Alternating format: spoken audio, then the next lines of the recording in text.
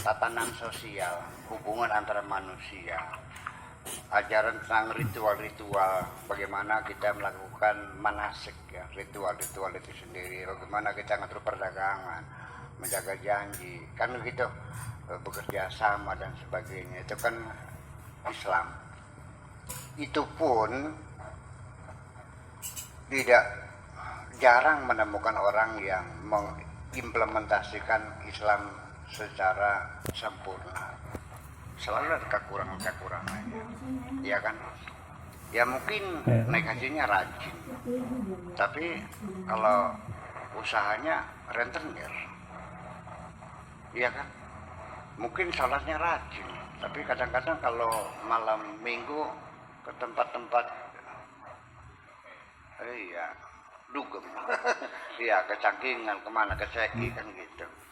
Nginepnya kalau Jakarta di Alexis. Ya kan, sodakohnya rajin, tapi kalau puasa males.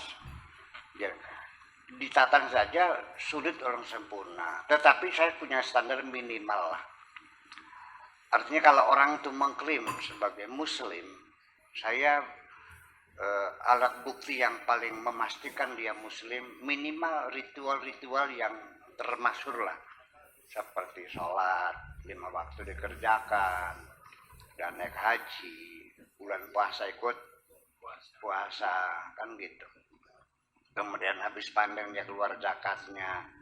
Resmi saya harus mengakui dia Muslim. Tapi saya belum bisa memastikan apakah dia mukmin, apakah sudah tingkat iman, belum tentu dong. Itu sebagai sekolah dasar lah kalau sekolah mah. Ya kan begitu. SD lah 6 tahun gitu, bisa baca segala macam. Nah, ketika orang itu katakan salah satu rukunnya saja, asal orang itu sholatnya rajin aja, apakah dia masih sering melacur, apakah dia udahlah kita abaikan, sudah saya mengakui Anda Muslim. Iya.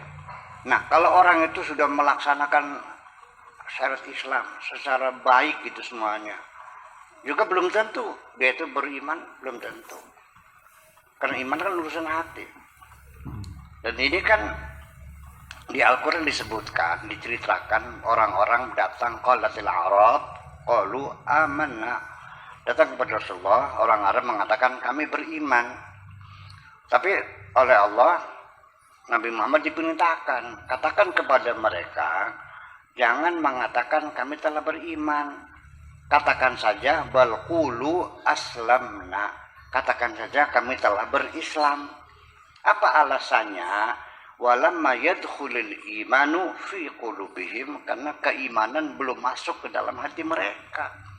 Mereka belum mukmin, baru muslim. Jadi jangan mengatakan kami telah beriman, katakanlah kami telah berislam. Allah Maha tahu kok sebab mereka. Ya, syariatnya mereka lakukan, tapi kan belum tentu. Ya, kenapa?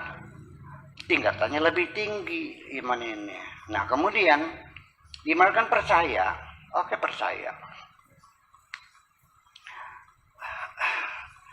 Saya mau nanya, Pak Rahmat, percaya nggak ibu kotanya Inggris itu London? Percaya nggak? Dari mana dasar? Pernah lihat nggak? Belum. Tapi dasarnya mana? Ya percaya benar nih. Ya karena berita. Semua orang bercerita. Sekian orang bercerita. Itu dapat dipastikan secara logika bahwa betul ada kota namanya London.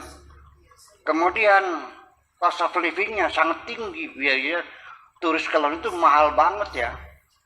Makanya saya pas hidup di sana juga, udah duitnya makan tuh kalau sarapan jadi 75.000, sarapan ya sepotong roti sama Coca-Cola. Ya mahal sekali sana tuh. Nah itu.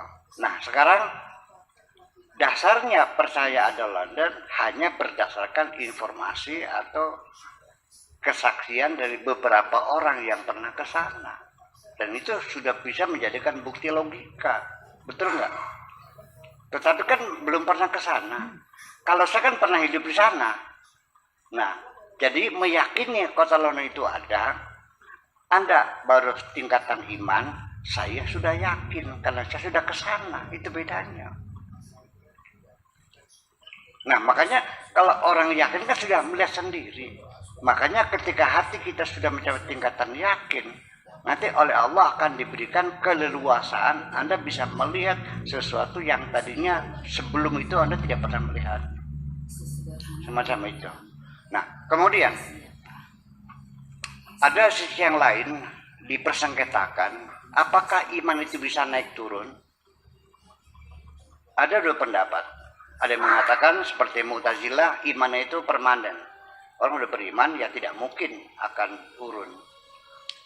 Tetapi pertengkaran itu sampai sekarang tetap tidak pernah menemui titik temu.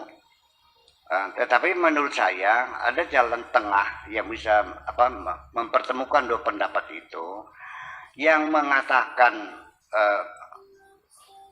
bertambah berkurang karena dalam teks Al-Qur'annya ada wa ma zadathum illa wazaratum imana wa taslima. Jadi ada ziyadah wa nuqsan. Iman itu ada nambah, ada berkurang. Kan begitu, ada Al-Qur'annya, ada dalilnya. Yang mengatakan permanen alasannya juga ada. Sebetulnya yang bertambah dan berkurang iman itu adalah cahayanya. Sebetulnya cahaya iman itu apa? Artinya apakah iman itu mendorong Anda berbuat kebaikan atau tidak, kan gitu. Jadi ibaratnya, jadi cahaya itu bisa terang, bisa redup. Sebabnya apa? Ketika engkau sering melakukan kemaksiatan, itu sebagai pertanda imanmu sedang menurun. Artinya bukan voltasenya, tapi bohlamnya itu karena banyak kemaksiatan, maka banyak kotoran, banyak debu. Jadi cahayanya menjadi pudar. Jadi bukan voltasenya yang berkurang dari 100 watt menjadi 20 watt, tapi karena banyak kotoran, karena banyak maksiat. Makanya jadi ketika Anda banyak berbuat baik, semangat beribadah, berarti imannya lagi naik, cahayanya. Kenapa? Karena lampu itu kau bersihkan setiap saat.